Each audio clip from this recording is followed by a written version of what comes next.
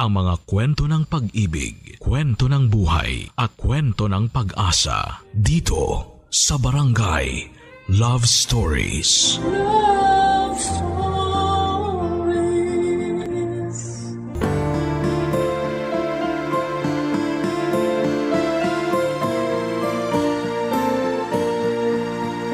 Sa mundong ito ay marami tayong pwedeng maging karibal o kakumpetensya. Kahit nga minsan ay hindi mo pa sinasadya. Ikaw kabarangay, meron ka bang naging kakumpetensya na umubos ng iyong pasensya?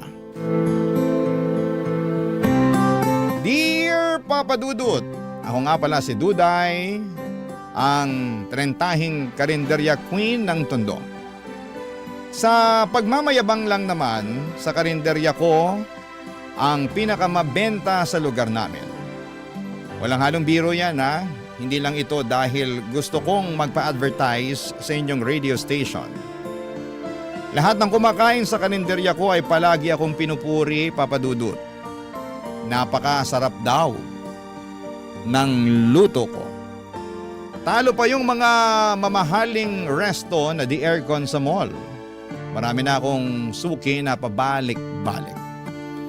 Kahit malayo pa ang lugar nila sa pwesto ko, Papa Dudut. At bata pa lamang ako ay inaral ko na nga ang mga putahing laging binibenta sa karinderya. Adobo, sinigang, ginisang ampalaya, afritada, maski na ang torta. Sa tulong ng lola ko ay nalaman ko ang pasikot-sikot sa pagkakarinderya. Pamana rin kasi sa akin ang karinderyang ito ng lola ko. At mula noong namatay siya, ipinangako ko sa sarili ko na sasukses pa rin po ito. Kahit na wala na siya. Na nagawa ko naman, Papa Dudut. Sa awa ng Diyos at sa suporta ng kapwa ko at rentahing best friend na si Mel, Papa Dudut.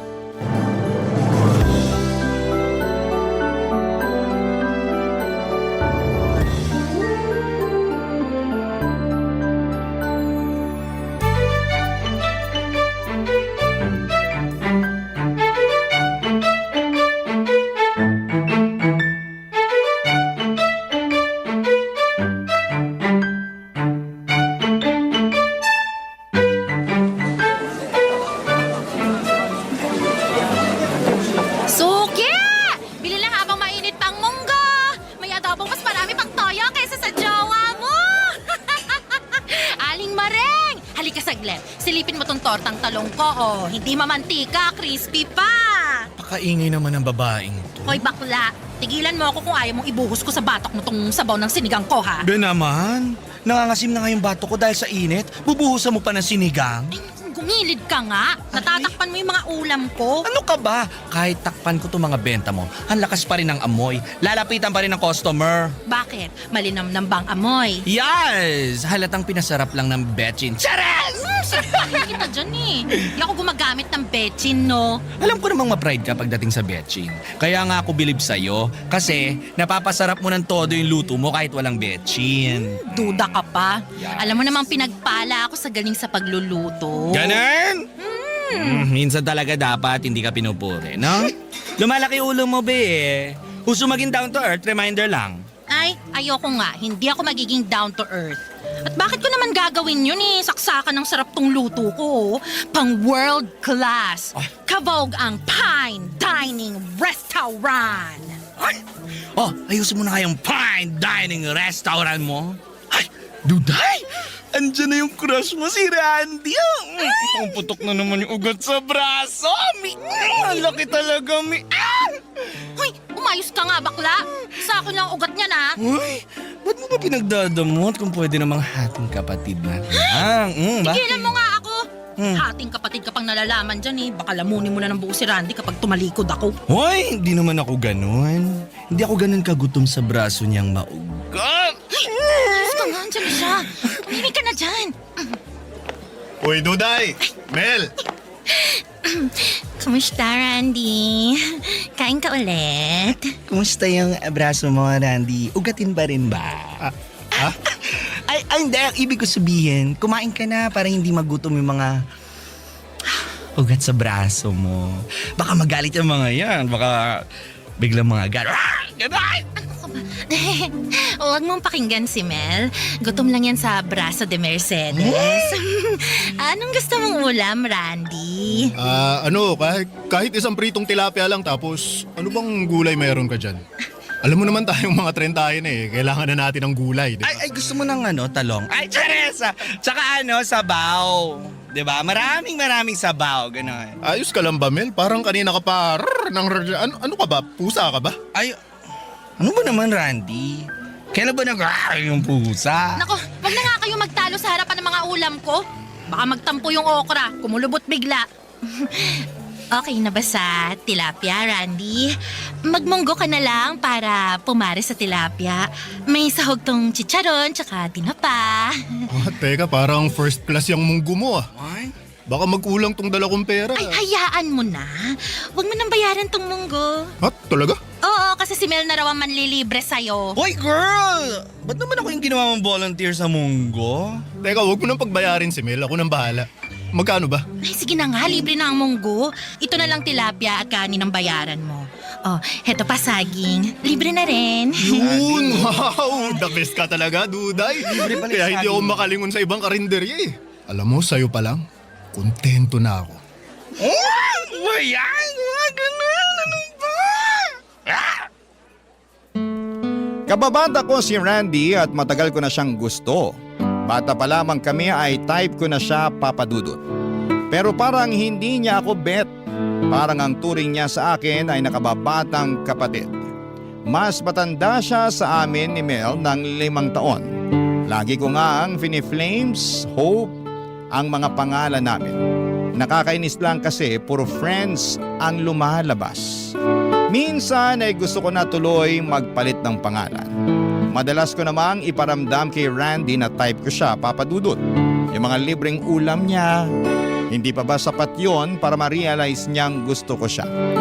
Soffer, manhid niya. Kala mo ay nakalaklak ng anesthesia. Kaya lang konting tiis, ganun talaga ang mga lalaki. Masyado silang nonchalant. Hindi naman ako napapagod maghintay. Hanggat wala siyang girlfriend, papadudot, aasa ako na mapapansin din niya balang araw.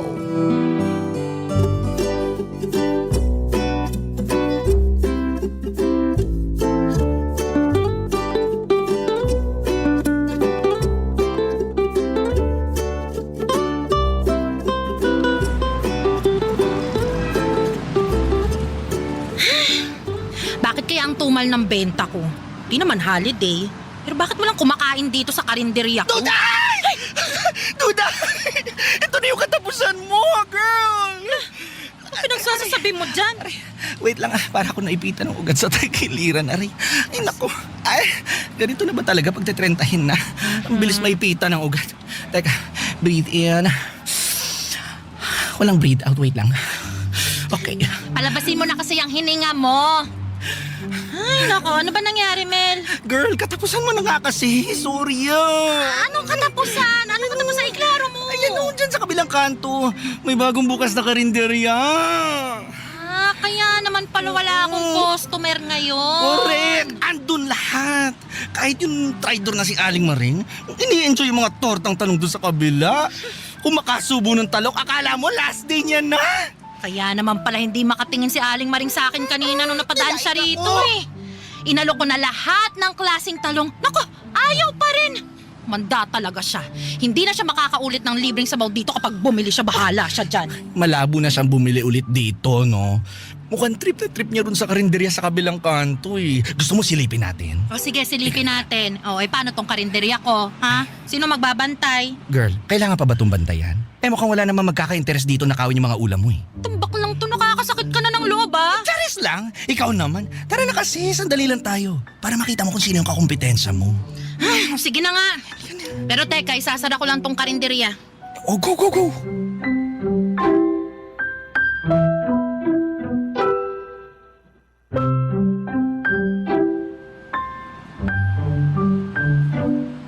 Yan ba? Yan ba yung karinderyang tatalo sa akin? Sa garahe lang naman siya nakapwesto. Halatang mainit. Hindi presko katulad mo sa akin. Pero te, tingnan mo. Mukhang preskong-presko ang sexing tendera, ang Ang nipis na spaghetti strap. Tingnan mo yung shorts. Di ba yung mga ganyang shorts ginagamit lang sa Boracay? Bakit yung ginagamit sa pagbebenta? Kaloka naman to. Girl, kaloka ba o inggit ka lang? Hoy, ba't naman ako maiinggit sa kanya?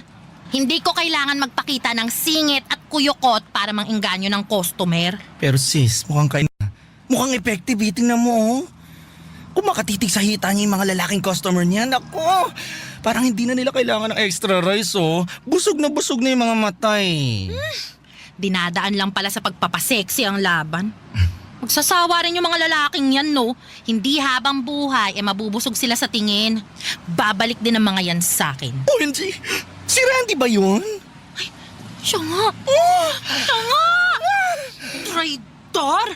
Matapos kong ilibre ng ulam at saging, tapos bigla magpapatukso doon sa harot na tindera? Girl, kita mo yun? May pahawak pa sa brasong ate mo. Ay!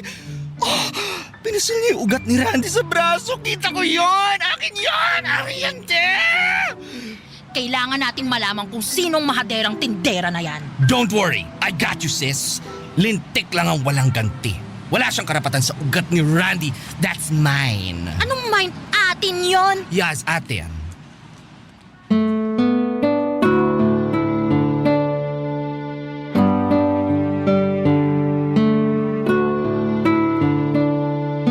Halos magsiputukan ang mga ugat namin sa ulo ni Mel, Papa Dudut.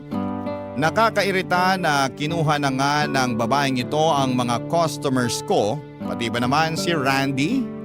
Pulang-pula ang mga mata ko habang pinagmamasdan kung paanong makatitig si Randy sa tenderang yon na akala mo ay isa siyang ulam na napakasarap.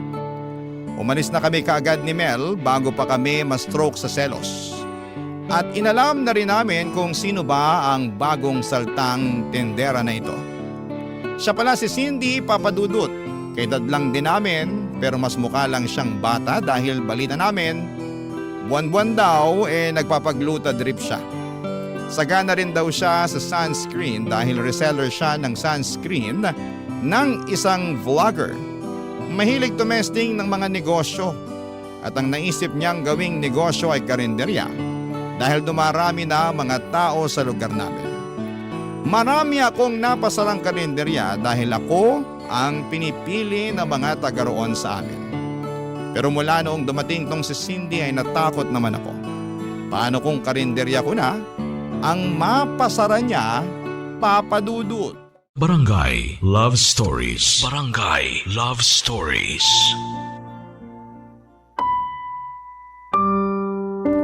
Habang tumatagal ay nagiging matumal na ang benta ko sa karinderya. Dati ay konti na lang ang natitirang ulam sa pagsasara ko sa karinderya, pero mula nang nagbukas si Cindy ay ang dami kong ulam na hindi nabibenta. Ang ending ay kailangan ko tuloy ibenta kinabukasan para lamang hindi masayang. Minsan napapanisan na rin ako ng mga ulam. Lugi ang negosyo. Nakakainis talaga ang Cindy na yan. Lumipat na kasi sa karinderya ni Cindy ang mga dating parokyano ko at karamihan ay mga lalaki na walang ibang gusto kundi ang makita ang paspaghetti strap ng hitad na kakompetensya ko. Hindi naman siya maganda. Totoo, maputi at makinis lang siya. Magkaroon lang talaga siya ng pimple sa pisngi, mawawala na ang apil niya. Sure ako doon, Papa Dudut.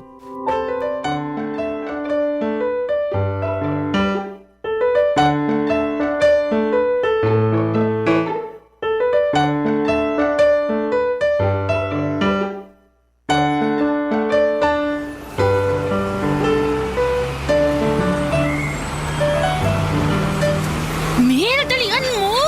Teka, te, please lang. Hinahinay lang sa paglalakad. Marupok na yung tuhod ko. Dalian mo, bakla! Huwag mo na akong artehan dyan. Kailangan natin sugurin si Cindy habang kainitan ng mga benta niya. Mag-eskandalo ka talaga, sis? Ayoko ng ganyan. Ikaw na lang. Hoy, hindi ako mag-eskandalo, okay? Oh. Gusto ko lang laitin yung mga benta niya sa harapan ng mga customer niya. Ay, girl, pag-eskandalo pa rin yon. Pero low-key lang. Ginaslight pa ang pagiging eskandalosa. Ewan ko sa'yo, Duday. Masyado ka nang na-obsess dyan kay Cindy. Bakit hindi mo na lang sarapan yung benta mo? Baka kailangan mo na talaga ng magical powers ng Betchin para bumalik sa'yo yung fans mo. Hindi na to madadaan sa Betchin, Mel, ha? Sobrang lala na kaya ng emotional damage sa akin. Kailangan maturuan na ng leksyon ng Cindy na yan. Wala namang ginawang masama sa'yo si Cindy. Nagkataon lang siguro na dahil bago siya yung pinapansin ngayon. Babalik din sa'yo yung customers pag naumay na sila sa mamantikang adobo ni Cindy. Miss ko na yung mga customer ko. Kaya kailangan ko na silang pabalikin sa akin. Dali na, bilisan mo! Bakit kaya hindi na lang ikaw ang mag-isang sumugod doon? Bakit kailangan kalagkarin mo pa ako rito? Eh kasi nga, kailangan ko ng backup. Basta, dapat agree ka lang ng agree kapag nilalait ko yung benta ni Cindy, ha? Ano, G? Ay naku! Kung wala lang talaga akong utang na 1.5 sa'yo, hindi ko to gagawin, girl. At buti alam mo. Oh, basta ha, ganap kong ganap.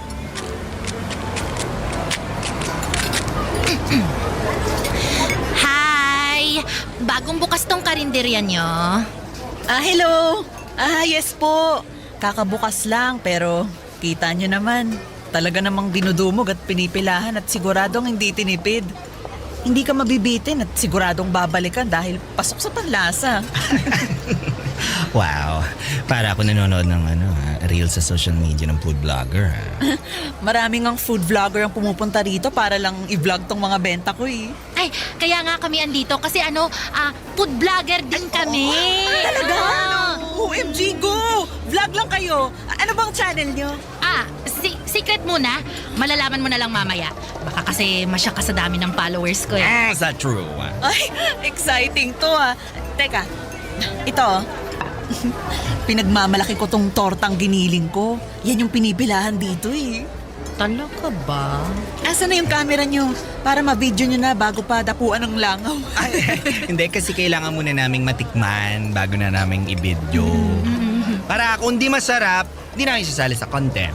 Naku, ngayon palang i-video nyo na kasi sure akong masarap na masarap yan. Ay, Sige nga, tikman natin. Siguro marami kang imbak na mantika, no? Ha? Bakit? Eh kasi, parang pinalangoy at binabad mo sa mantika tong tortang giniling eh. Tsaka bakit ganon? Parang di naman lasang tortang giniling to. Ewan ha. Pero parang ilang beses mo lang ginamit tong mantika mo sa iba't ibang prito. Lasang tuyo nga to eh. Ang kati sa dila. teka, patikim nga ako. Hindi naman tuyo na lasahan ko, pero lasang sinigang. Ba't ang asim?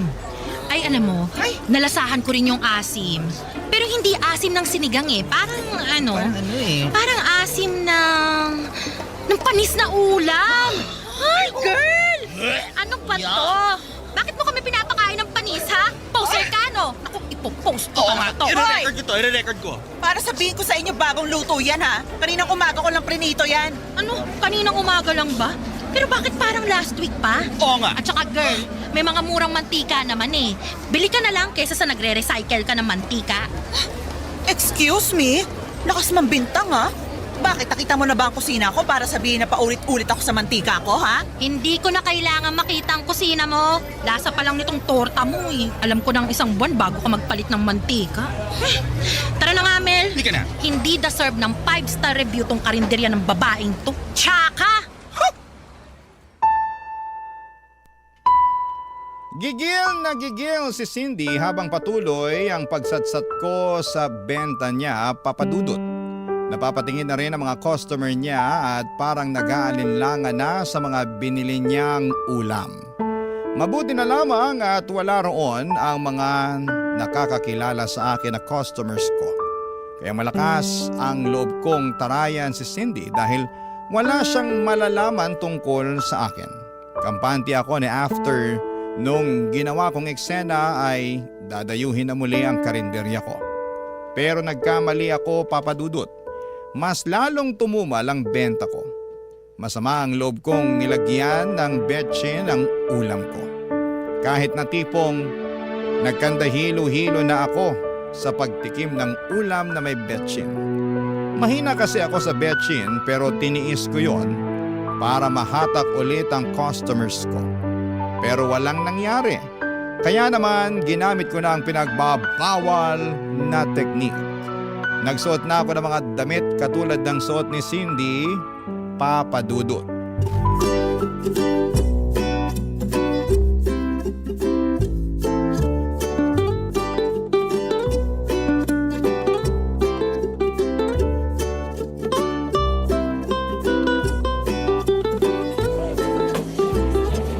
Ay, taray pare! Nagpakita ka na rin sa wakas ng skin. Wala tayong choice. Di na madaan sa betsin eh. Baka kailangan ko na talagang magladlad ng skin. Hindi ko alam, medyo mataba pala yung braso mo, no? Hindi ko alam, medyo bastos ka rin ano? Ay, nanibago lang naman ako. Kasi sanay ako sa'yo na laging long sleeves ang suot. Bakit? Naman. Di ba bagay? Ay, bagay naman. Pero iwas muna sa extra rice, girl, ha? Bumabakat sa damit mo yung bilbil mo, eh. Chares! Alam mo, hindi na charis yan eh. Ay. Oo naman. Kumabig lang ako ng joke sa dulo para hindi ka masaktan, gano'n. So ano, magpapalit na ba ako? Sa sinabi mo, feeling ko tuloy baka mas lalo akong makataboy ng customers eh. Ay, okay na yan, sis. Laman tiyan ka pa rin naman. Tsaka perfect ang makeup mo today. Pula ng blush on, no? Kasing pula ng tusinong benta mo. Taray. Alis ka na nga! Panira ka ng araw eh! Okay, sis. Tawagan mo na lang ako later. Kapag may ulam kang hindi mabebenta, ha? Willing akong saluhin. Mag-stomach in na lang kaya ako. Para hindi masyadong lumitaw yung bilbil ko.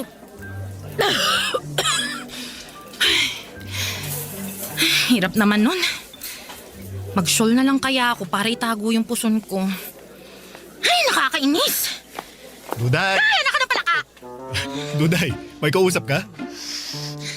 Barandi, nakakagulat ka naman eh. Ano yan, kinakausap mo bang sarili mo? Hindi! Kukompute lang ako.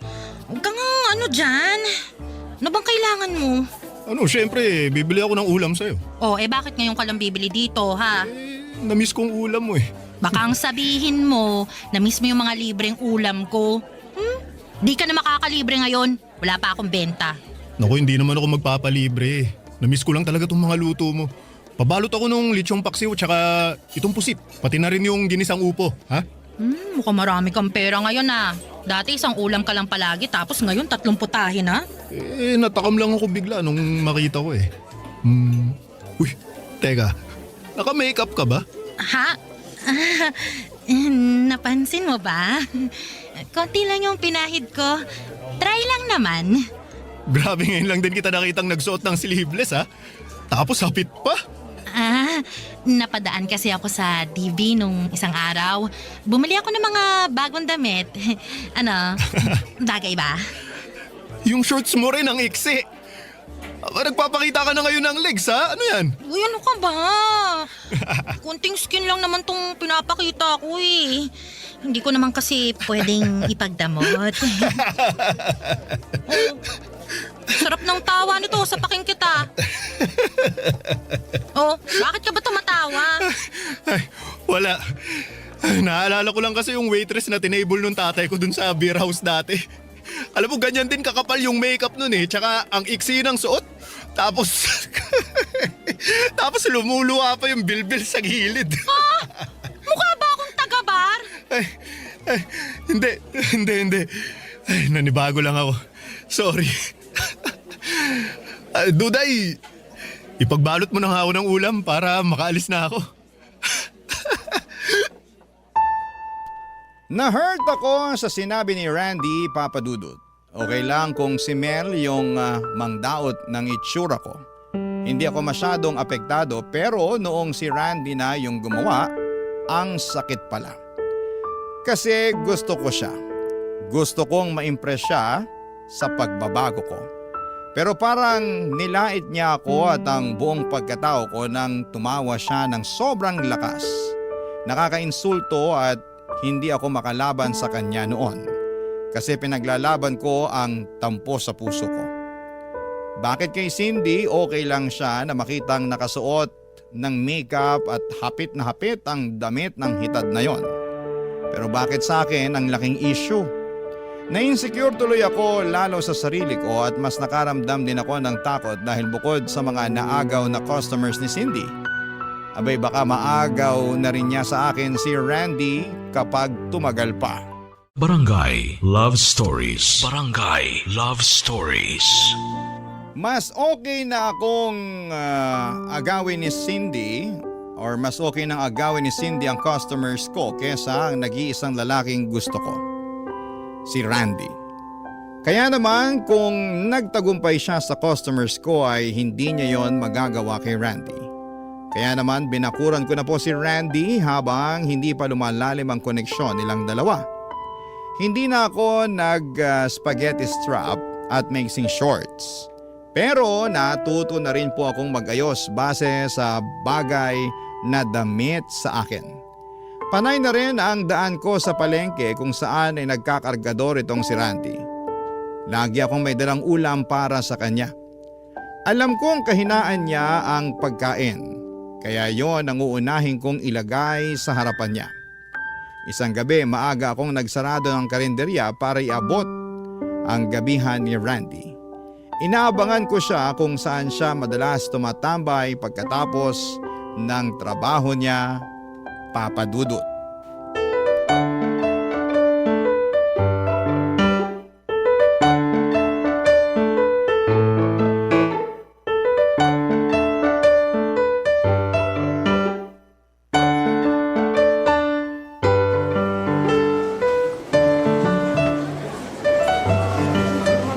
Girl, kanina pa tayo naghihintay dito ah. Nagsisebo na yung bibigay mong tapa kay Randy. Wait lang kasi. Parating na rin yun. Biyernes yun kaya maraming pinabuhat sa kanya na gulay. Ay, nako, gutom na ako. Alam mo, pumunta ka na lang sa bahay mamaya. Kunin mo lahat ng ulam na gusto mo. Basta, shut up ka lang dyan. Ha? Yeah. Ay, si Cindy yun, di ba? Saan? Ay, siya nga. Hindi ako pwede magkamali sa suot niyang spaghetti strap. Grabe, no? Ay, Barbie arms. Tingnan mo yung braso, ang payat.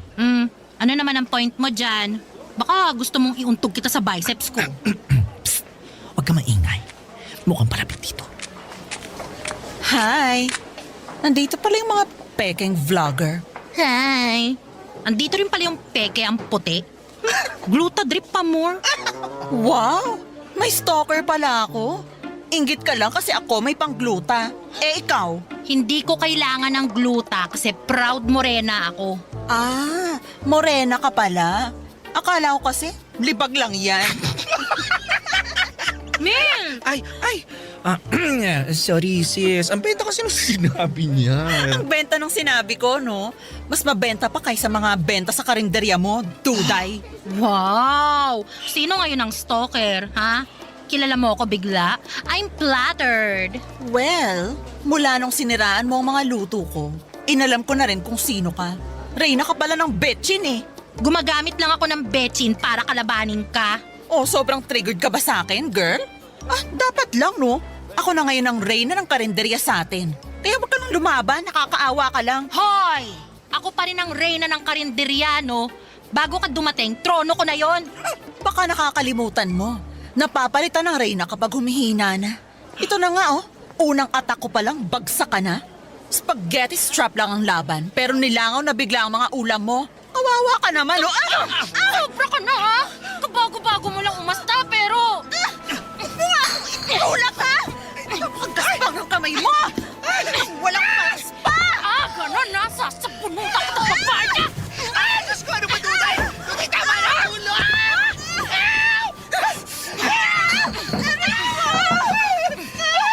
Tunay! Tama na! Walang titigil sa pamilya ka! Hoy! Duday! Cindy! Ano ba nangyayari, ha? Randy, huwag kang humarang dyan! Hindi, tama na! Nakita mong pumutok na tong labi ni Cindy, oh. Ayos ka lang ba, Cindy? Hindi. Super sakit. Dito sa lips. Aray! Dito sa lips. Di ka naman ganyan kanina. Plastic! Malandi! Hindi ka Mel, talaga dito! ilayo mo na nga si Duday. Baka magkasakitan pa sila lalo, eh. Halika na, Duday! Awat na! Tinurog mo na kayong uso, oh. Halika na! Pasalamat kasi hindi may umawat sa akin ngayon, ha? Makikita mo sa susunod. Makikita mo! Napaiyak na lamang ako hindi dahil sa sakit na natamo ko sa pagsabunot ni Cindy sa akin, kundi dahil mas kinampihan siya ni Randy. Siya pa itong unang hinablot ni Randy para protektahan sa akin. Hindi ba dapat ako? Ako yung dihado eh. Ako ang kababata niya. Ako ang matagal na niyang kakilala. Ako yung totoong nagmamahal sa kanya. Mula noon ay natauhan na ako, Papa Dudut. Ayoko nang mahalin si Randy, hindi naman niya masusuklian yon. Nakakasama lang ng loob dahil sa dinami-rami ng taong pwedeng makuha ni Cindy. Kay Randy pa siya nagwagi talaga. Sinubukan ko mag-move on at nag-focus ako sa pagluluto. Inaral ko ng mabuti ang pag-improve ng pagkain ko kahit walang betchin. Kahit na hindi pa ako nakasuot ng hapit na damit. Nag-work naman, Papa Dudut. Unti-unting bumalik ang mga customers ko at balita ko ay humina na rin ang karinderya ni Cindy pero wala na akong pakialam noon. Ang focus ko ay sarili ko.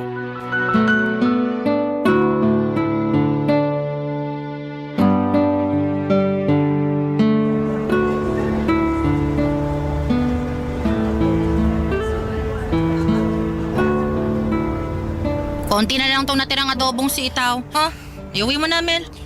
Wala na bang afritadang manok dyan? Ay, naku pa kasi nag-crave yun eh. Wala na. Ubus na. Bawi ka na lang bukas. Ay, grabe ah. Lumakas ulit benta mo. Tsaka parang mas mabenta ka na ngayon kaysa noon. Ganun talaga kapag nakafocus ka sa sarili mo. Eme. Ay, pakilagay mo nga muna tong kanin sa ref. Tsaka pakicheck mo na rin kung meron pang graham cake sa freezer. Kainin natin mamaya. Ay, bet ko yan! Wait.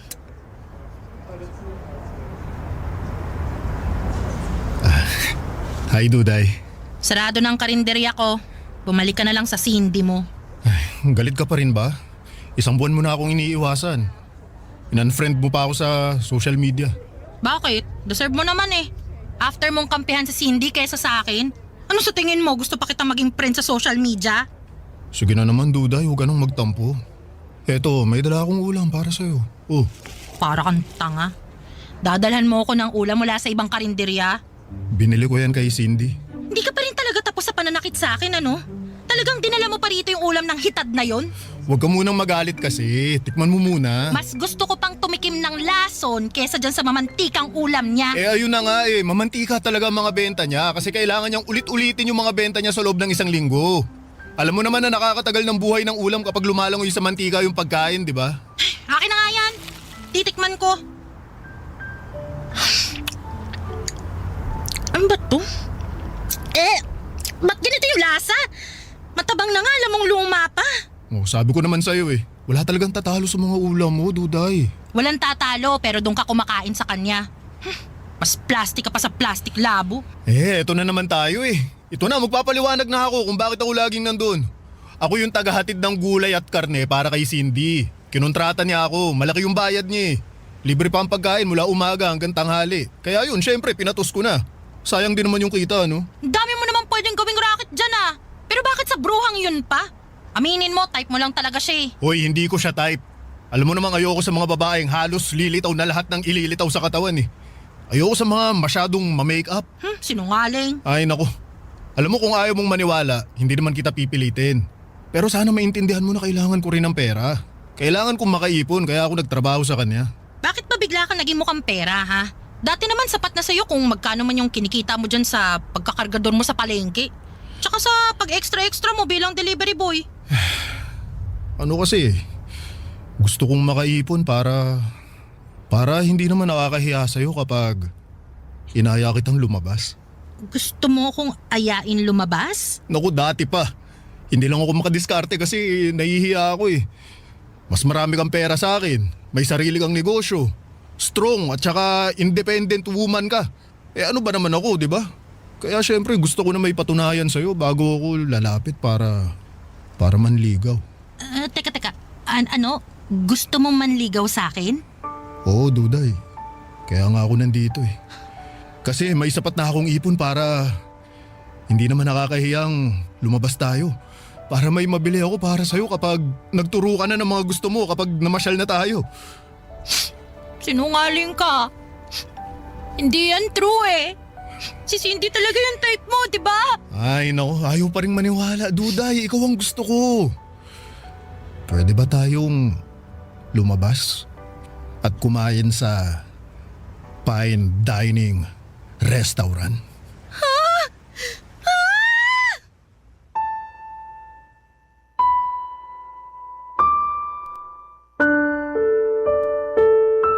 Kinilig ako sa wakas ay umamin na rin si Randy.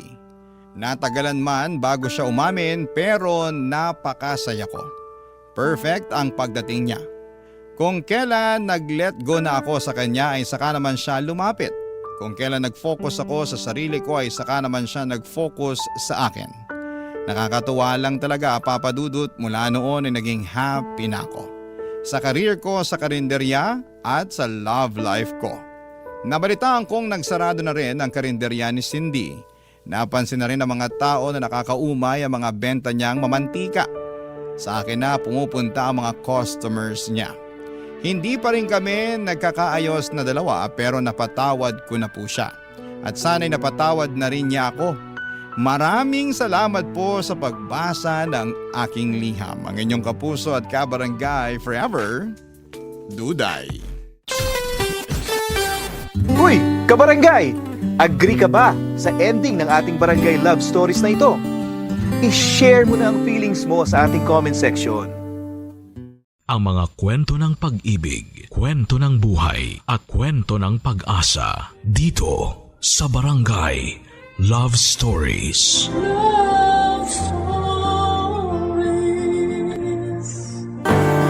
May iba sa atin na hindi ipinanganak na mayaman. At may iba din sa atin na ikinakahiya ito. Ikaw, kabarangay, kinakahiya mo ba ang estado mo sa buhay? Dear Papa Dudut, magandang araw po sa inyong lahat, lalo na sa mga nakikinig ngayon. Ako po si Melissa at yung unang beses po na narinig ko yung tungkol sa Barangay LS ay mula sa mga kaklase ko na palagi nakikinig sa inyo tuwing lunch break.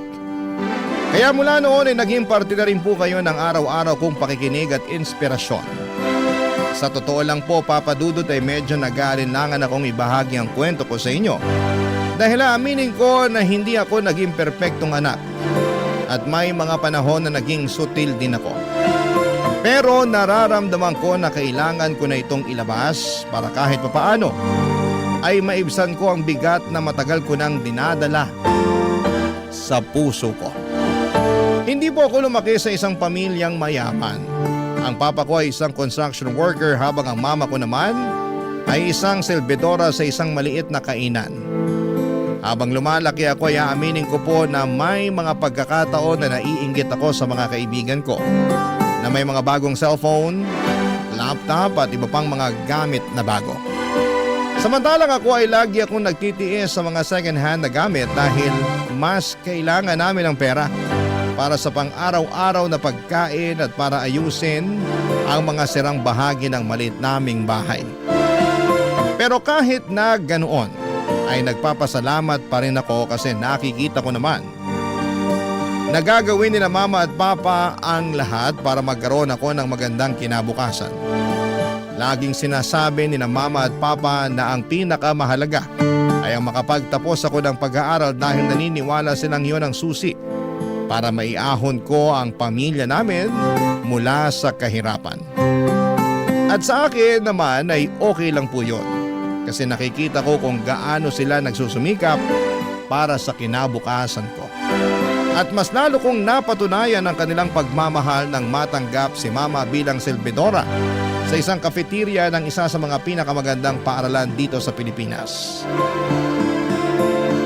Ang maganda pa dyan, dahil may employees discount si Mama, ginamit niya ito para mapag-aral ako mismo sa eskwelahan na yon.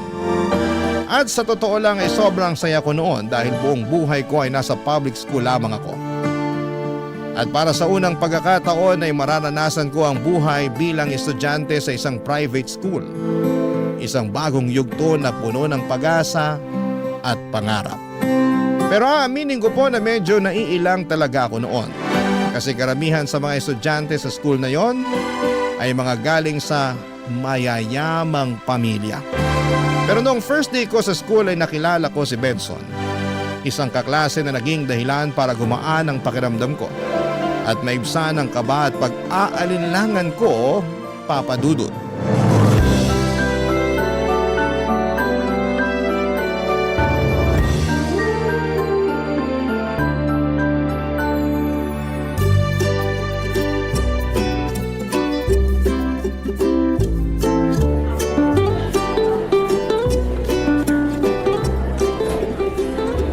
Kuya!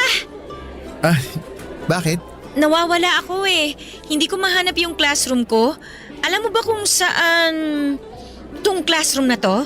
Ito oh. Sandali, patingin nga ulit. Ah, okay, tamang-tama. Magkaklase pala tayo.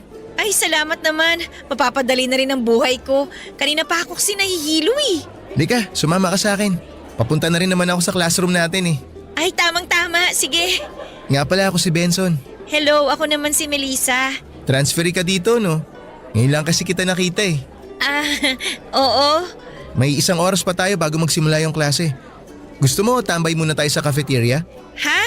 Ayoko doon. Bakit naman? Eh, di ba maraming tao doon? Ayoko kasi ng maingay eh. Ayos, may mga upuan pala dito. Dito na lang muna tayo. Okay, ikaw bahala. Sige, dito muna tayo. Siya nga pala, Benson. Matagal ka na bang nag-aaral dito? Oo, dito na ako nag-aaral simula elementary. Wow, siguro mayaman ang pamilya nito. Ano yon? Ah, ang sabi ko mabuti naman kung ganon. Ikaw ba? Saan school ka galing? Galing din ako sa private school na malapit sa house namin.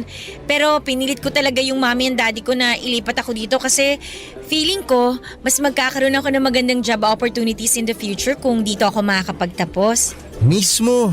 Yan din yung dahilan kung bakit ako dito gusto makapagtapos ng mga magulang ko. Ay, nga pala. Tanong ko lang ha, ano palang work ng parents mo? Ha? Ba't mo naman naitanong yan? Wala lang, curious lang. Bakit? Masama ba magtanong? Ito naman, hindi. Ang totoo niyan, walang work yung mommy at daddy ko. Ha? Unemployed, ganon? Hindi na nila kailangang maging employed kasi may small business kami. Ah, anong business? Maliit lang na restaurant sa QC. Wow! Uy, punta naman tayo sa restaurant nyo minsan. Sure. Pero hindi muna sa ngayon kasi under renovation pa yung resto namin. Next month pa kami magbubukas ulit. Anyway, maiba ko. Ano nga palang work ng parents mo? Bali yung dad ko, executive chef siya, tapos yung mom ko, housewife. Executive. Okay, I see. Nice. Alam mo, ang gaan mong kasama. Pwede bang friends na tayo simula ngayon? Malit na bagay. Siyempre naman walang problema yan. Ay, nga pala, pahingi ako ng number mo. Sige. Wait lang, kunin ko lang yung phone ko sa backpack ko. Saan ba yun? Ah, ito. Wow! Iyan ba yung bagong labas na model? Ah, talagang napansin mo ah. Oo, ito nga yung latest. Pero regalo lang sa akin to ng dad ko. Anyway, anong number mo? Sige, ako na magta-type. Sige, ikaw na mag-type.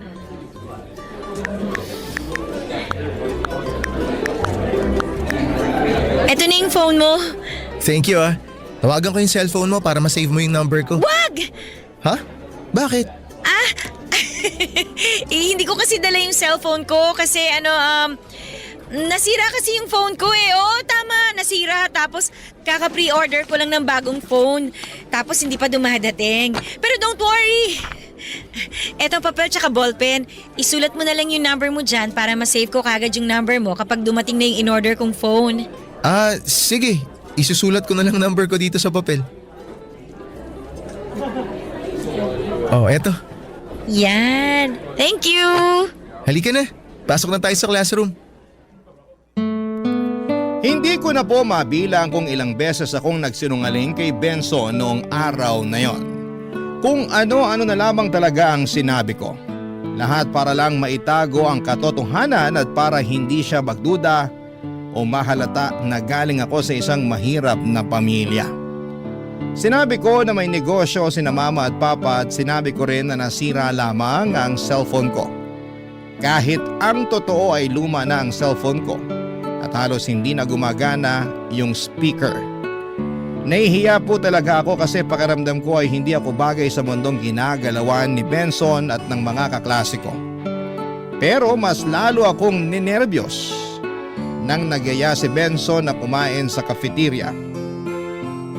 Alam ko po kasi na doon nagtatrabaho si mama at kapag nakita niya ako roon ay siguradong babatiin niya ako. At malalaman ni Benson at ng iba ko pang kaklase na anak lamang ako ng isang empleyado sa cafeteria. Noon pa man ay may takot na akong baka ma-judge nila ako o baka tingnan nila ako ng mababa dahil lamang sa estado ng pamilya ko sa buhay. Kaya kahit alam kong mali ay ginawa ko ang lahat para maitago ang katotohanan. Alam ko pong may mga makakarinig ng kwento kong ito na maiinis o hindi makakaintindi pero sana'y maunawaan ninyo ako na lumaki akong laging nasa gilid, laging naiiba at ngayon lamang ako nakapasok sa ganitong klase ng mundo.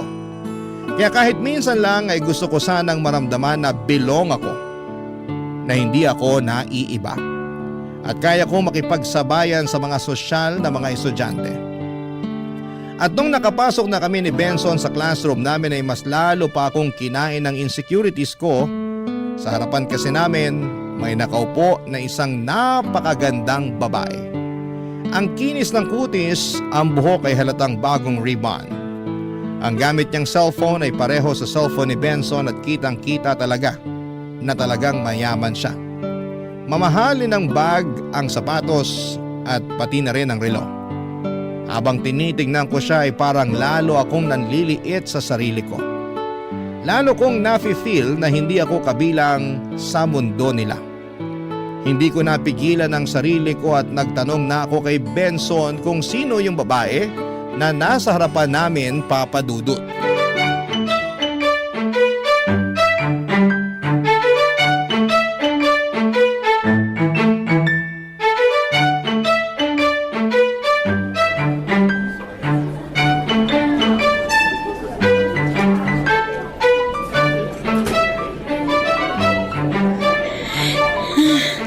Ang lamig.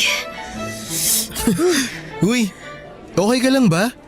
Ba't namumutla ka dyan? Paano ba naman kasi ang lamig-lamig ng aircon dito? Ha? Talaga ba? Okay lang naman yung temperature ng aircon sakto lang. Bakit? Di ka ba sanay sa aircon? Ito talaga, patawa. Siyempre sanay ako doon, no? Duh. Pero, ano kasi, feeling ko lalagnatin ako. Kaya eto, mabilis akong giniginaw. Ah, okay. Siya nga pala, Benson. May itatanong ako sa'yo. Ano yun? Sino siya? Sino? Ayan o, yung babaeng nasa harap natin. Ah, si Avery ba? Oo, ang ganda niya, no? Okay lang. Oh, bakit parang hindi ka naman sang-ayon sa sinabi ko? Talaga maganda naman siya. Hindi kami close niyan eh. Bakit naman? May ugali kasi yan. Paano mo naman nasabi? Sakit sa ulo ng teachers yan dito. Grades niyan, puro pasangawa. Ah, ganun ba? Ba't mo naman biglang natanong si Avery? Teka, huwag mo sabihin sa akin na iinggit ka sa kanya. Ito naman, nagagandahan lang ako sa kanya, yun lang yun. Kasi kung naiinggit ka sa kanya, sinasabi ko na sa'yo. Hindi ka dapat mainggit. Eto atin-atin lang to, huwag ka maingay Sige, ano ba kasi yun? Yang si Avery, mata pobre yan. Alam mo ikaw, kalalaki mong tao, pero chismoso ka. Hindi ko ugali ang manira ng kapwa, no? Talagang mata pobre lang yan. Kasi may isang beses, narinig ko yan sa hallway kausap yung mama niya. Totoo ba? Anong sabi niya sa mama niya? Pinipilit niya yung mama niya na paalisin yung maid nila kasi amoy pulubi daw. Seryoso ba? Oo, kaya di ko kinakausap yan eh. Well, pwera na lang kung may group activity na kasama siya. Pero bukod dun, hindi ko pinapansin yan. Kala ko nga magkaibigan kayo niyan eh. Paano mo naman nasabi na magkaibigan kami ni Avery? Pareho kasi kayong mukhang mayaman at pareho din kayong, Parehong ano? Parehong may tsura. Ah, so sa tingin mo gwapo ako? Alam mo ikaw, feeling ka rin no? Inulit ko lang naman yung sinabi mo Oo na, inaamin ko. Nagugwapuhan ako sa'yo. Oh, happy ka na? Okay ka na? Mabuti naman kung ganun because the feeling is mutual. Ha? Anong ibig mong sabihin? Nagagandahan ako sa'yo. Talaga ba? Oo. Thank you Nga pala, sabay ka na sa akin mag-lunch mamaya Ha? Saan naman tayo kakain? Eto talaga. Saan pa? Di syempre sa cafeteria. Busog pa kasi ako ikaw na lang. Alam ko na yung ginagawa mo. Ha? Anong ibig mong sabihin? Alam ko na marami sa inyo mga babae panayan diet ngayon. Di ko nga alam kung ba't gustong gusto nyong pumayat Ano ba goal nyo maging ting-ting? Pero maniwala ka sa akin. Mas lalo mo lang ikapapahamak yan. Kaya sige na, sabayan mo na ako sa cafeteria mamaya. Oo, diet, tama. Benson, pasensya ka na ha. Pero wala talaga ako sa mood para mag-lunch Dito na siguro muna ako sa classroom. Tapos balikan mo na lang ako kapag tapos ka ng kumain. Sige na nga. Mukhang wala naman ako magagawa Pero sigurado kang okay ka lang Oo, ayos lang ako. Huwag mo akong isipin. Noong araw na yon ay buong puso ko talagang tinanggihan ang alok ni Benson na mag-lunch kami sa cafeteria. Hindi dahil ayaw kong makasama siya kundi dahil sa takot. Takot na baka makita niya si Mama roon at malaman ang katotohanan tungkol sa akin. Kaya para makaiwas ay nagsimula na akong magbaw ng pagkain sa pang-araw-araw. Pero hindi tulad ng mga sosyal kong kaklase na may mga packed meals mula sa bahay o nagpapadeliver pa ng food mula sa mga mamahaling resto. Nagtitiis lamang po ako sa mga mumurahing pagkain. Minsan sardinas at minsan naman ay noodles. At dahil ayaw kong mapansin o ma-judge ng iba, sa loob ng CR ako palaging kumakain. Oo, sa loob ng CR. Doon ako nagtitiis araw-araw tuwing lunch break. Habang sila ay nagtatawanan sa cafeteria, sa bawat subo ko ng baon kong galing sa latay ramdam ko ang lungkot at pagkahiya. At habang tumatagal ay napapansin na rin ni Benson na palagi akong nawawala tuwing lunch. Paulit-ulit niya akong tinatanong kung saan ako kumakain pero gaya ng nakasanayan ko ay nagsisinungaling na naman ako. Sabi ko ay sa labas ako kumakain. Kunwari lumalabas ako para mag-lunch sa malapit na restaurant. At sa tingin ko ay naniniwala naman siya sa lahat ng sinasabi ko. Pero sa totoo lang habang tumatagal ay unti-unti na rin akong kinakain ng konsensya ko. Sobrang bait ni Benson sa akin. Palagi niya akong kinakausap, tinutulungan sa mga schoolworks at kahit minsan ay hindi ko siya naramdamang hinuhusgahan ako. Kaya naman talagang nakokonsensya ako kay Benson kasi wala na akong ibang ginawa papadudot kung hindi ang magsinungaling sa kanya at itago sa kanya ang tunay na kalagayan ko. Barangay Love Stories. Barangay Love Stories. Lumipas ang mga buwan at dumating din yung araw na inamin na ni Benson na may gusto siya sa akin. Aaminin ko po halos malaglag ang puso ko sa sobrang kilig. Parang hindi ako makapaniwala na ang gwapo, matalino, mabait at mayaman na lalaki ay magkakagusto pa pala sa isang katulad kong simpleng babae na galing sa pamilyang salat sa yaman. Sa totoo lang po noong mga panahong yon ay pakiramdam ko ay parang ako yung bida sa isang fairy tale na hindi ko naman inakalang mangyayari sa tunay na buhay. Ako yung tipikal na damsel in distress na biglang pinansin ng prinsipeng nakatira sa isang malaki na kastilyo. At dahil si ate mong marupok ay kilig na kilig ay hindi na ako nagpaligoy-ligoy pa. Napa-oo agad ako kay Benson. At opisyal na naging kami. Simula noon ay halos araw-araw ay puno ng kilig at lambing ang mundo ko. Napaka-sweet niya, napaka-gentleman at wala siyang araw na pinapalampas para iparamdam sa akin na espesyal ako. Palagi niyang sinasabi na maganda ako, na proud siya sa akin at swerte siya sa akin. Kahit ako mismo ay hindi ko yun madalas maramdaman sa sarili ko. Pero sa kabila ng lahat ng pagmamahal at kabutihan ni Benson. Hindi pa rin naging sapat yon para maging totoo ako sa kanya.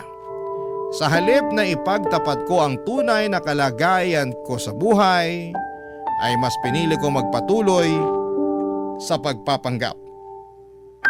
Patuloy kong pinapalabas na galing ako sa pamilyang may kaya, na kaya kong sumabay sa lifestyle niya at ng mga kaibigan niya. Hindi ko alam kung dahil ba sa takot o dahil ayokong mawala yung magandang imahe na meron siya sa akin. Maging si Mama ay nagtataka na kung bakit hindi niya ako nakikita sa cafeteria. Ilang beses niya akong tinatanong kung okay lamang ba ako, pero palagi kong sinasabi na busy ako sa mga school projects kaya hindi ako nakakadaan sa cafeteria. Pero ang totoo ay iniiwasan ko talaga siya kasi baka sa isang iglap ay mabunyag ang lahat ng sekreto ko.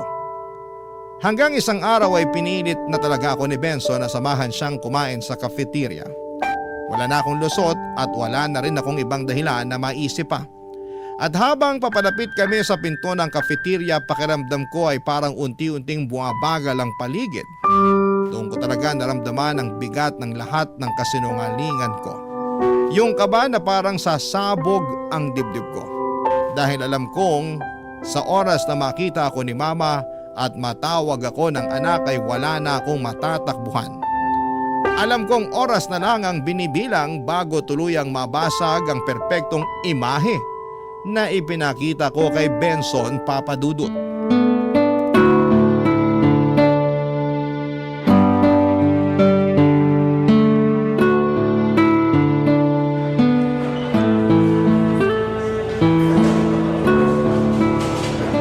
Uy, Melissa.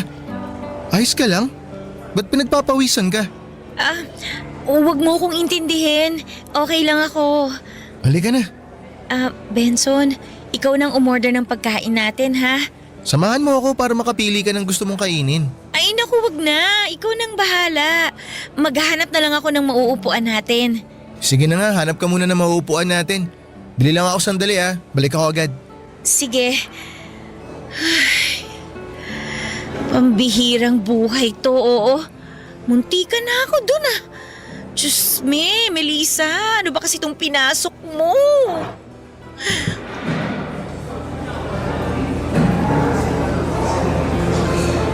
Melissa, sandwich na lang yung binili ko para mabilis. Ano ba yan? Bakit ka nakayuko? Ano kasi, inuubo ako eh. Ganun ba? Kawawa naman pala yung baby ko. Che, ewan ko sa'yo, kumain na nga lang tayo. Ba't parang unsensitive mo, hindi ka na mabiro. Sandali lang, si Avery ba yun? Wow!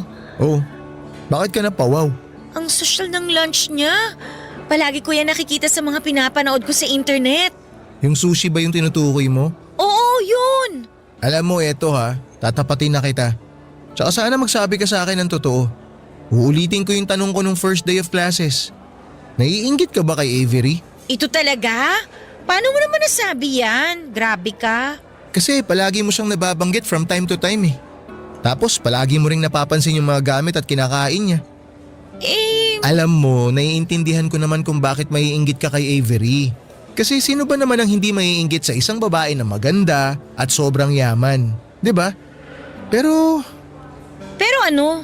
talagang napapangitan at nasusuka kasi ako sa ugali ng babaeng yan Kaya kung ako sa'yo, hindi ako maiinggit dyan. Huwag mo gawing role model yan. Sobrang judgmental mo. Hindi ako judgmental. Ilang taon na kaya kami magkaklase niyan. Kaya alam na alam ko kung paano umasta yan. At sinasabi ko sa'yo, hindi mo dapat hinahangaan yan. Ay, sana talaga dumating yung araw na kakaibiganin niya ako. Isa pa yan. Ilang buwan ka nang pumapasok dito Pero ni minsan, hindi man lang siya nag-abala na kausapin ka. 'Di ba? Baka naman nahihiya lang yung tao. Ay, change topic na nga lang tayo. Nga pala, siguro panahon na para mag-isip tayo ng call sign. Call sign? Oo, yung tawagan nating dalawa. 'Di ba? Sige na nga. Anong call sign ba yung gusto mo? Ewan, babe o baby na lang siguro? Ano sa tingin mo? Baduy nito. Gamit na yan Mine na lang kaya? Napaka-jeje mo nito. Wala na akong maiisip eh.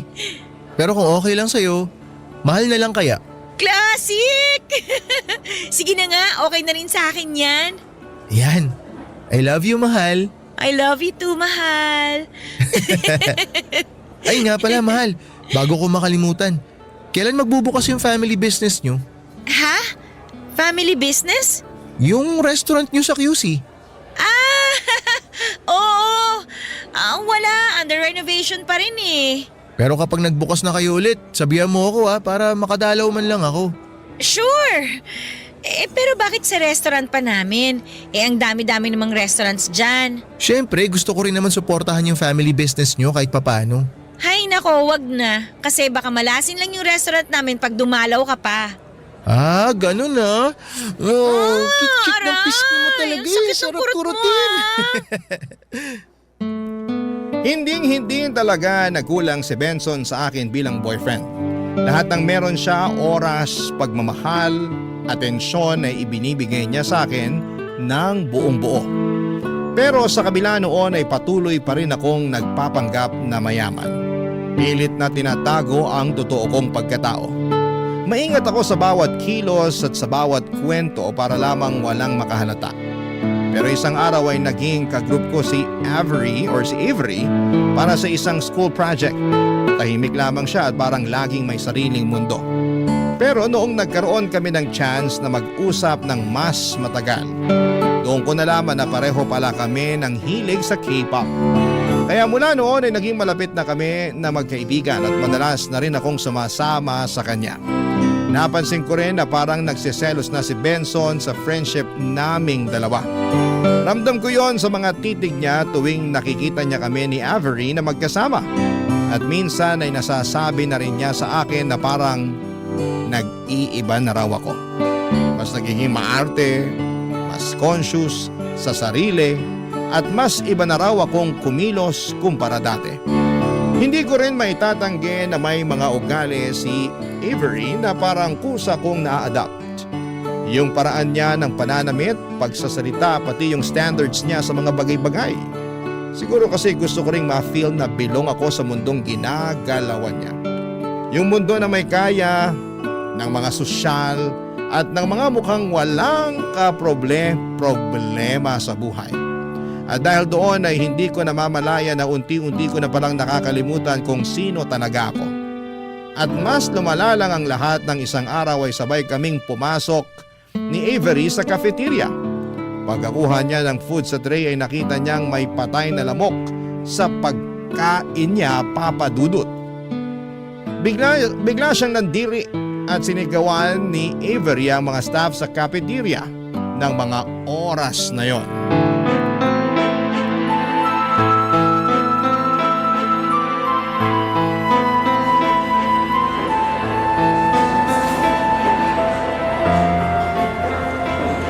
Mahal, pigilan mo nga yung kaibigan mo.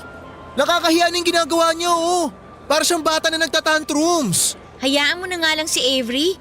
Valid din naman yung nararamdaman niya eh. Ikaw naman kaya makakita ng patay na lamok sa pagkain mo. Siyempre mandidiri at magagalit ka rin naman, di ba? Napaka-arte naman niya. Pwede naman niyang itapon yung pagkain, di ba? Ba't hindi na lang siya humingi ng bago? Yaan mo na. Muntik niya nang masubo eh, kaya ayan. Mahal, kawawa naman yung ali na sinisigawan ni Avery. Awatin mo yung kaibigan mo ron. Pigilan mo siya. Ay nako, ayoko na madamay pa dyan no. Halika, lumabas muna tayo. Meron tayong dapat pag-usapan. Sige. Bakit? Ano ba yun? Tatapatin na kita ah. Gusto ko na iwasan mo na yan si Avery. Bakit naman? Ba't ko naman iiwasan yung tao? Wala naman siyang ginagawang masama sa akin ah. Sawang-sawa na kasi ako sa kayabangan ng babaeng yun. Tsaka unti-unti ko na rin napapansin ha, nahahawaan ka na ng kagaspangan ng ugali niya. Grabe ka naman kung makapagsalita. Misunderstood lang yung tao. Hindi siya mahilig makipaghalubilo sa ibang tao eh. Kaya ayan, ang tingin tuloy ng marami sa kanya, suplada. Kung di naman suplada, snabera. Misunderstood? Anong misunderstood dun? Hindi mo ba nakita kanina kung paano niya pagsalitaan yung ali sa cafeteria? Grabe, ang lakas ng tama niya. Kung makasigaw siya dun sa ali, akala mo siya yung bumubuhay dun sa matanda. Kapal ng mukha niya. Alam mo, lahat tayo may ugali naman eh. May kanya-kanyang tama lang naman. Kaya imbis na manguhusga ka dyan, intindihin mo rin naman kung saan siya nanggagaling. Kasi hindi naman magwawala yan kung wala siyang pinanggalingan. Basta, hindi ko na nagugustuhan yung inaasta ng kaibigan mo. Sumusobra na siya. Kaya please lang, iwasan mo na yan si Avery. Sandali lang. Ba't pakiramdam ko parang kinokontrol mo ko? Hindi kita kinokontrol. Hindi ganun yun.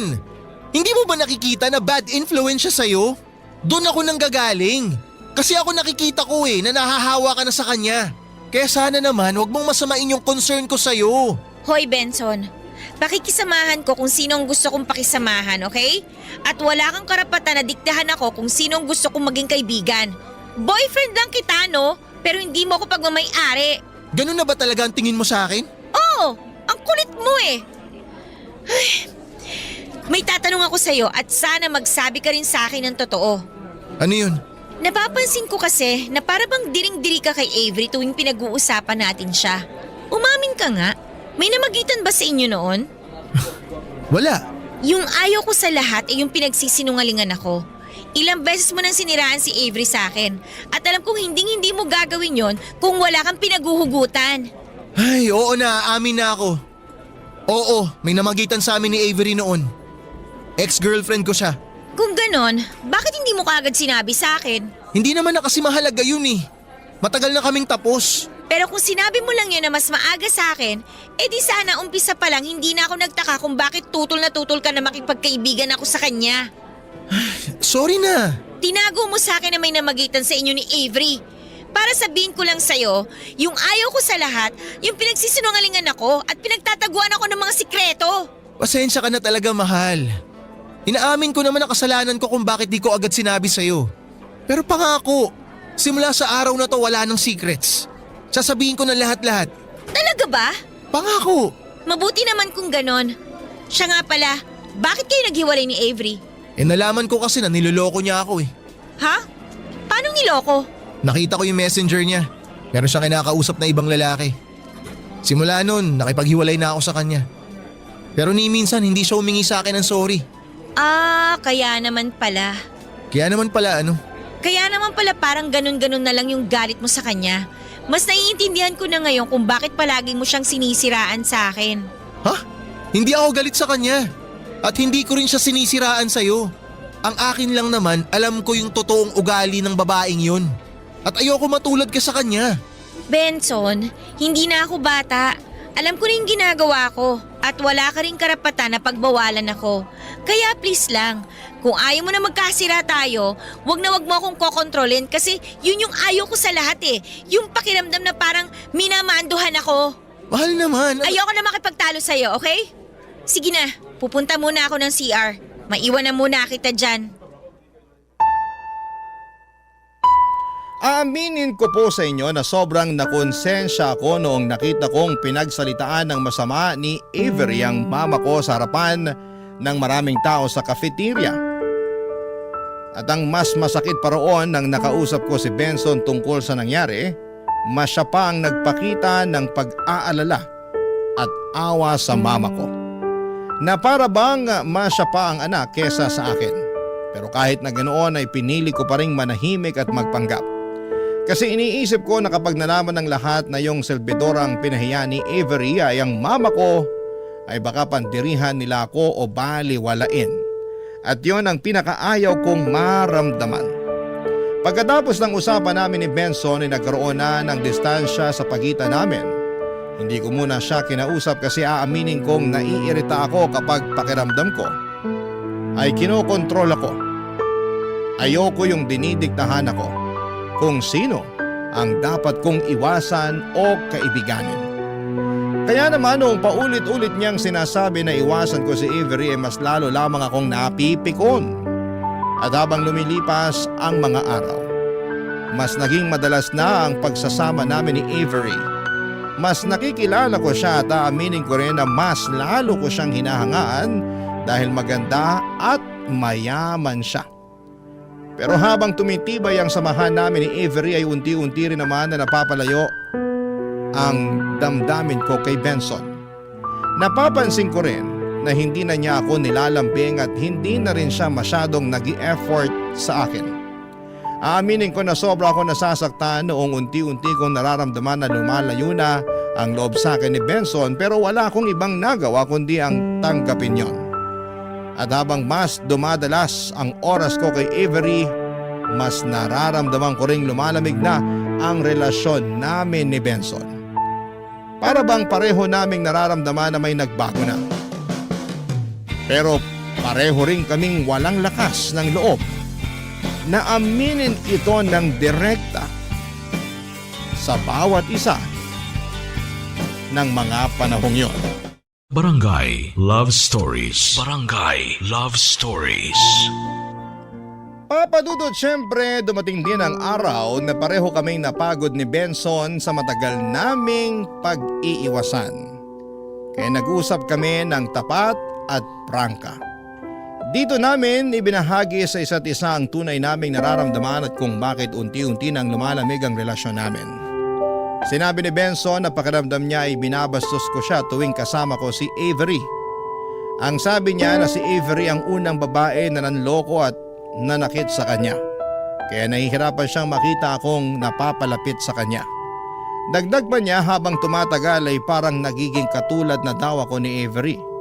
Mas nagiging maarte, mas naging conscious sa sarili at nawawala na raw yung simpleng Melissa na nakilala at minahal niya noon. At sa totoo lang, papadudot ay nasaktan ako sa mga sinabi niya. Hindi alam ni Benson yung mga pinagdaanan ko sa buhay at kung gaano kami kasalat sa pera at hindi ko makakamit ang pagkakataong makapag-aral sa private school kung hindi dahil sa trabaho ni Mama bilang selbidora at sa discount na natatanggap niya. At sa totoo lang ay ang mga oras na kasama ko si Avery, ang mga sandaling nakakalimutan ko ang hirap ng buhay. Tuwing kasama ko si Avery, pakiramdam ko ay bilong na bilong ako sa mga babaeng hinahangaan sa school namin dahil may kaya sila. Kaya naman sinabi ko kay Benson na kung hindi niya kayang tanggapin ang masaya ko sa friendship namin ni Avery at kung palagi niya akong pipigilan at ipaparamdam na mali ako sa mga desisyon ko sa buhay, siguro ay panahon na para maghiwalay muna kami. Hindi dahil wala na akong pagmamahal sa kanya kundi dahil baka magkaiba lang talaga kami ng pananaw sa buhay.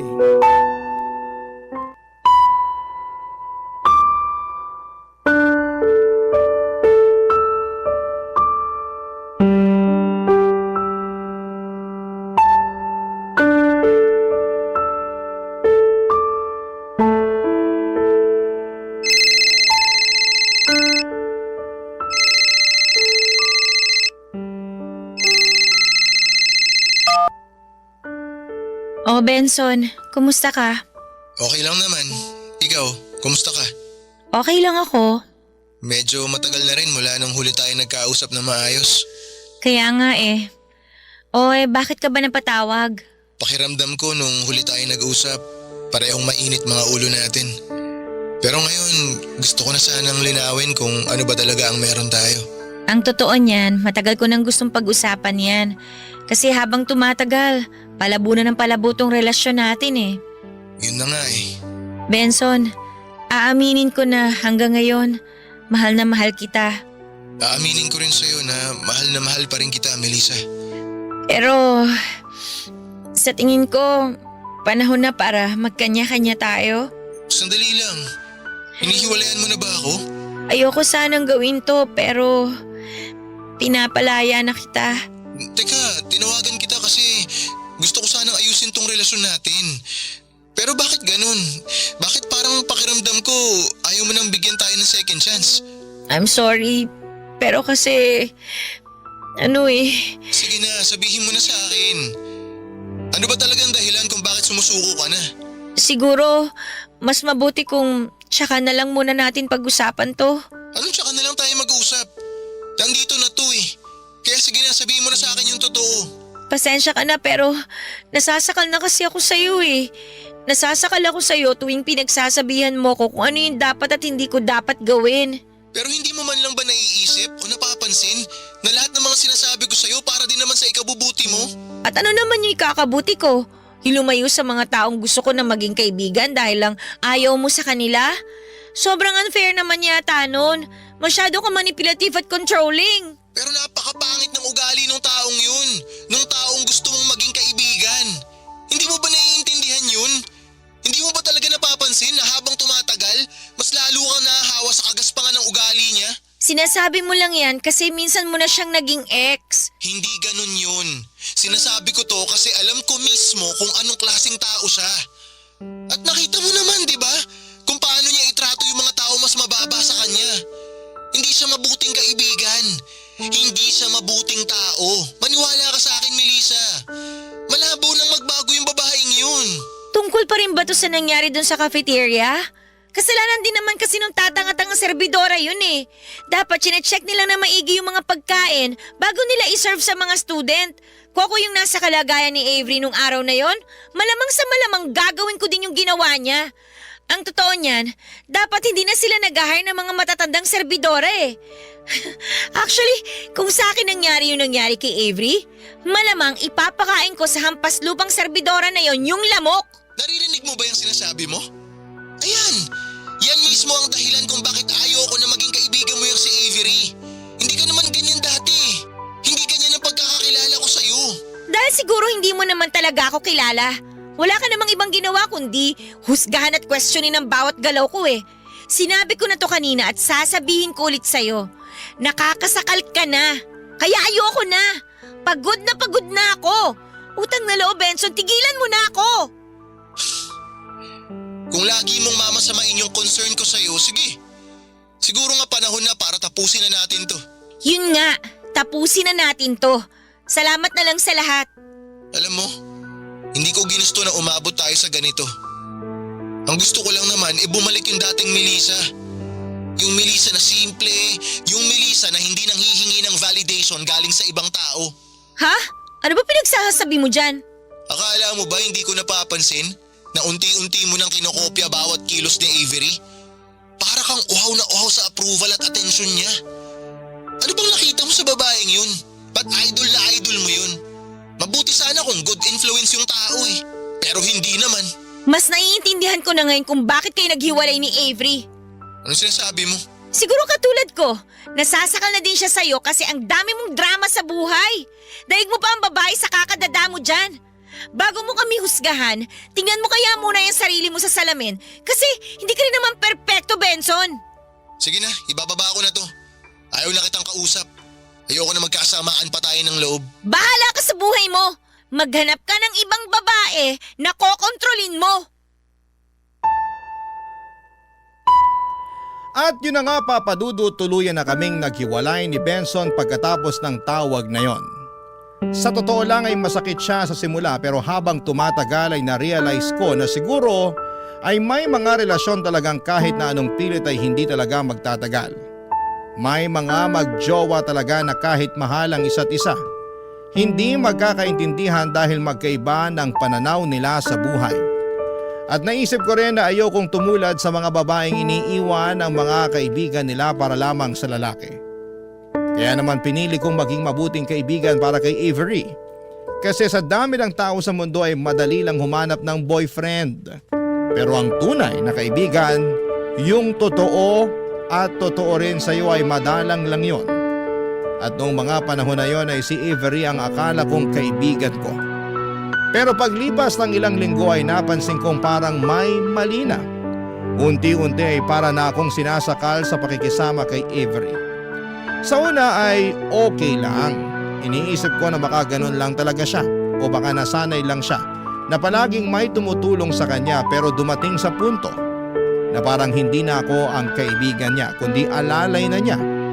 Ako nang taga-bitbit ng bag niya, tagahawak ng mga libro niya at ang pinaka walang hiya sa lahat. Pati assignments and projects niya ay inaasa na niya sa akin na parang responsibilidad ko yon. Hindi na siya humihingi ng tulong kundi inuutos na niya. Hanggang sa dumating yung araw na napagtanto ko na hindi na ito pagkakaibigan at ginagamit lamang ako ni Avery.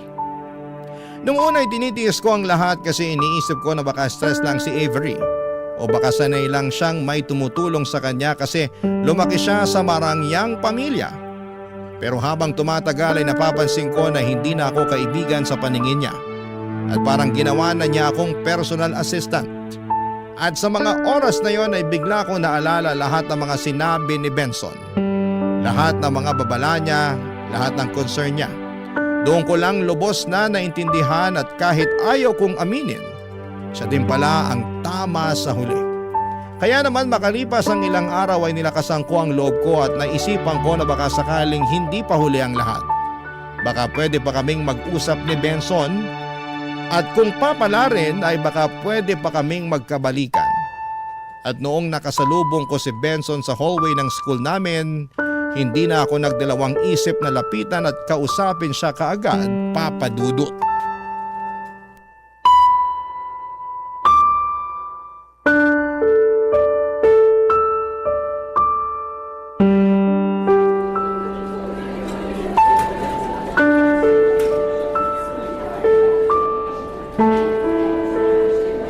Benson! Sandali lang! Oh, ba't mo ako kinakausap? Di ba sabi mo nasasakal ka na sa akin? Please naman huwag ka na magtampo. Kinakausap na nga kita ng maayos eh. Pagkatapos kitang tawagan nung last time, ilang linggo mo akong hindi kinibo. Parang awa mo na, kalimutan mo na yun. Andito ako para kausapin ka ng maayos. O bakit gusto mo akong kausapin? Ano kailangan mo? Bilisan mo na, may tatapusin pa akong project pagdating ko sa bahay. Narealize ko na tama yung lahat ng sinabi mo tungkol kay Avery, na hanggang ngayon, hindi pa rin siya nagbabago. Hindi pala kaibigan ang hanap niya, kundi isang tao na magiging sunod-sunuran sa kanya. I'm sorry kung hindi ako kagad nakinig sa'yo. Dapat sa simula pa lang naniwala na ako sa'yo. Kasi kung tutuusin, mas una kayo nagkakilala at naging girlfriend mo pa siya. Wala nang kwenta ang realization mo. Matagal mo nang tinapos kung ano yung meron tayo. Ganyan na ba talaga katigas ang puso mo? Humihingi na nga ako ng tawad sa'yo. Inaamin ko na ako na tong nagkamali at nagpakatanga para lang matanggap ni Avery. Melissa, diretsuhin mo na nga ako. Ano ba talagang gusto mo mangyari? Hindi pa ba obvious? Gusto ko magkabalikan tayo. Hanggang ngayon hindi pa rin nawawala yung pagmamahal ko sa'yo. At sigurado ako na ganun din ang nararamdaman mo para sa akin. Pasensya ka na pero malabo na yan. Ha? Bakit naman nagkakaganyan ka? Hindi ka naman ganyan dati Noon nga, ikaw pa tong atat na ayusin yung relasyon natin eh. Atat na atat ako noon. Pero marami kasi ako na-realize ngayon. At buo na yung desisyon ko na iwan ka. Alam mo, hindi kita maintindihan, Benson. I'm sorry kung napapaiyak ako ngayon. Pero hindi ko lang talaga kasi maintindihan kung saan ka nang gagaling eh. Ba't ba bigla ka na lang nanlamig sa akin? Saka na lang natin to pag-usapan. Kailangan ko na talagang umuwi. Hindi ka aalis. Dito ka lang. Dito ka lang hanggang sa malaman ko kung bakit ka nagkakaganyan. Maniwala ka sa akin, Melissa. Kapag sinagot ko yan, hindi mo magugustuhan yung maririnig mo. Wala akong pakialam. Magsalita ka. Inaamin ko na nga na nagkamali ako kay Avery, di ba? Inaamin ko na all along, ikaw tong tama at dapat matagal ko na siyang nilayuan. Sana naman wag mo akong pagkaitan ng second chance. Kasi lahat naman tayo nagkakamali eh. Hindi naman ako nagkakaganito dahil sa pagkakaibigan nyo ni Avery. Eh kung gano'n naman pala, ano yung dahilan? Sabihin mo na sa akin para at least malaman ko naman kung saan ka nang gagaling. Hindi ako manghuhula, Benson.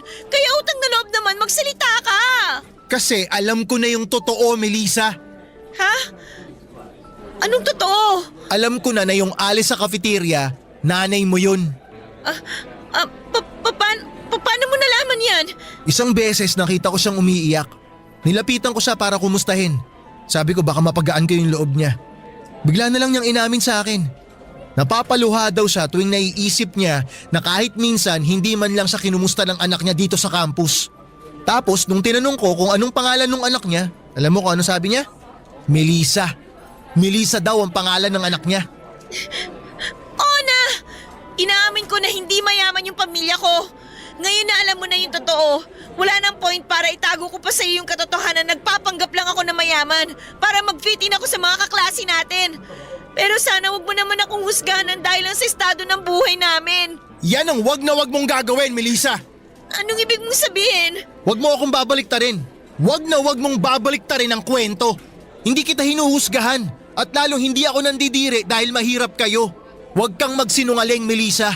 Hinuhusgahan at pinandidirian kita kasi hindi ko lubos akalain na magagawa mo yon sa sarili mong nanay. Narinig ko na dati kung paano mo siya pagsalitaan. Ano nga ulit yung sabi mo? Na ipapakain mo sa kanya yung lamok? Benson, I'm sorry. Hindi naman kasi ako ganong klase ng tao eh. Talagang nakaramdam lang ako ng peer pressure kasi pakiramdam ko hindi ako belong dito eh. Kaya ako lang nagawa yun dahil gusto ko maramdaman na hindi ako salat sa buhay. Pero hindi sapat na dahilan yun para bastusin at pagsalitaan mo yung mama mo. Ako mahal na mahal ko mom ko. At hindi ko magagawa sa kanya yung ginagawa mo sa mama mo. Madali lang para sa'yo na sabihin yan kasi mayaman kayo. Lumaki ka sa marangyang pamilya kaya kahit kailan, hindi mo maiintindihan kung saan ako nanggagaling. Hindi sapat na dahilan yung kahirapan, Melissa. Para walang hiyain mo yung mama mo ng ganun. At maniwala ka man o hindi ko magagawang bastusin ng mom ko kahit malugmok kami sa hirap. I'm sorry. Please, patawarin mo na ako. Alam mo mismo sa sarili mo na wala akong kasalanan. Nakasalanan ni Avery kung bakit ako nagkakaganito. Nagmamakawa ako sa'yo. Sana naman bigyan mo pa ng second chance ang relasyon natin. Siguro nga naging bad influence si Avery sa'yo. Pero hindi ka na bata, Melissa. Alam mo na ang tama't mali. At sa mga nalaman ko at mga pinakita mo sa akin, mas lalo mo lang pinatunayan na dapat na kitang layuan. Benson! Benson, sandali lang!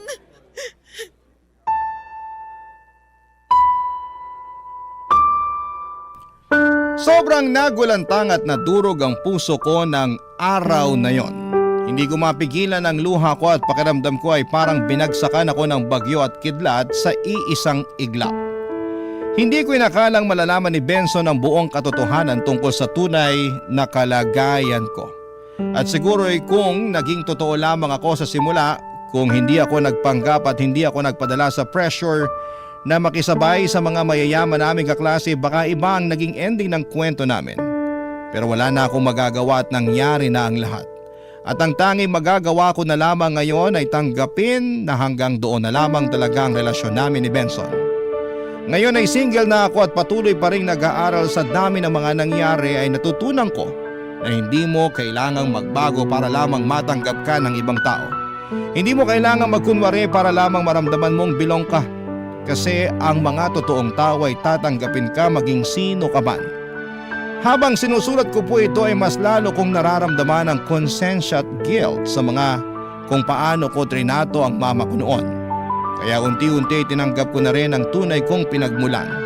Natutunan kong mahalin ang sitwasyon ko sa buhay at hindi ito ikahiya. At higit sa lahat ay natutunan kong pahalagahan ng mama ko dahil kahit na hindi kami mayaman ay siya ang dahilan kung bakit nakatungtong ako sa isang private school. At dahil sa kanya kahit papaano ay naaabot ko ang mga pangarap ko na noon ay pinapangarap ko lamang. Para kay mama, mahal na mahal kita at humihingi ako ng tawad sa lahat ng panahong ikinahiya ko po kayo. Ngayon ko lang talaga na-realize kung gaano ka kabuting ina at kung gaano ako kapalad na kayo ang naging mama ko. At para naman kay Benson, aaminin ko na mahal pa rin kita. At kung sakaling naririnig mo man ito, sana'y mabigyan mo pa ako ng isang pagkakataon. Ngayon ay masasabi ko nang mas kilala ko na ang sarili ko at handa na akong maging totoo sa sarili ko at sa mga taong nasa paligid ko. Maraming salamat po sa inyo, Papa Dudut, at sa Barangay LS sa pagbibigay ng pagkakataong maibahagi ko ang kwento ko. Sana po ay may napulot kayong aral sa mga pinagdaanan ko, and God bless. Para kay Benson, sana dumating ang pagkakataon na muli tayong magkita. Ang inyong forever kapuso at kabarangay, Melissa. Ako, gigil na gigil talaga ako sa nangyayari sa kwento natin. O ikaw, kabarangay, kumukulo rin ba dugo mo? Pwede kang mag-iwan ng comment sa ating comment section.